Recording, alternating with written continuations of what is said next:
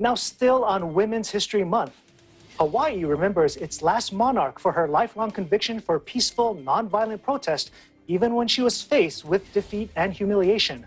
For more, we have three of our women correspondents from Hawaii Pacific: Mio Acenas, Ariane Torres, and Charmaine Serrera. Well, she remains one of the most important figures in our history. Liliuokalani was a very tolerant monarch. The measure of a leader can be determined by how they handle defeat, and no better was it shown than by the Kingdom of Hawaii's only ruling queen and last sovereign, Liliuokalani. She presided over a very, very difficult time in Hawaiian history when her people, the indigenous peoples of Hawaii, the Native Hawaiians, were at incredible risk of cultural and even physical extinction. How she handled defeat is tied to the concept of kapu aloha, a Hawaiian term that preaches nonviolence in protests.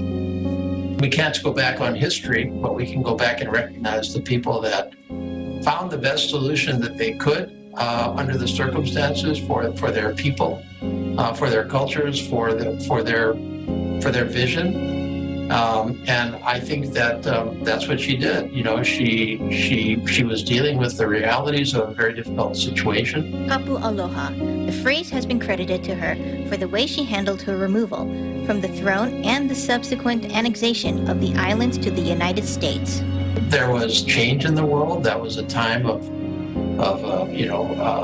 great activity by our country out there in the world. What was part of our country's coming of age, but had such devastating consequences to a lot of the world, especially to indigenous peoples, indigenous cultures, and that was true here.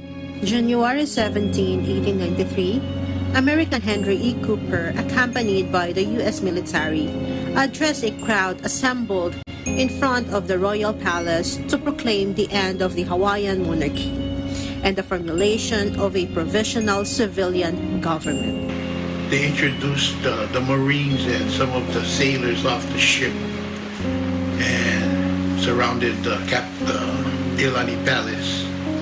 But because Liliuokalani did not want any bloodshed, the defenders of the Iolani Palace put on their arms.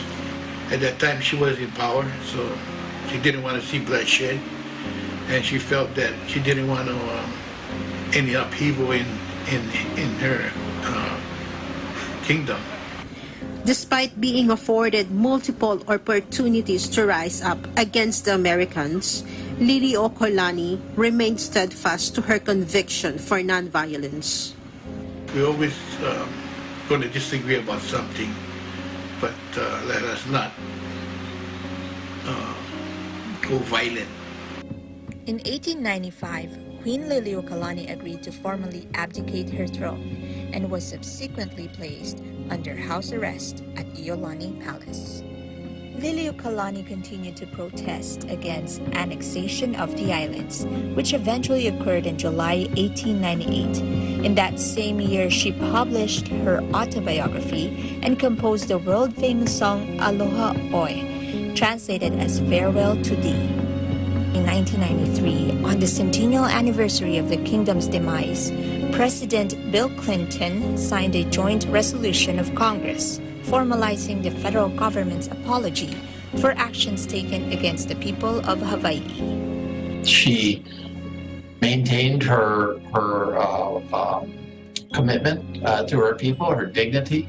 She remains very, very relevant today, and she's entirely worthy of celebration in this Women's History Month, along with many other women of Hawaii. Reporting from the Big Island of Hawaii, this is Charmaine Serrera. Reporting from Pango Pango in American Samoa, this is Ariane Torres. Reporting from Honolulu, Hawaii, I'm Mio Acenas, Eagle News. We live in interesting times.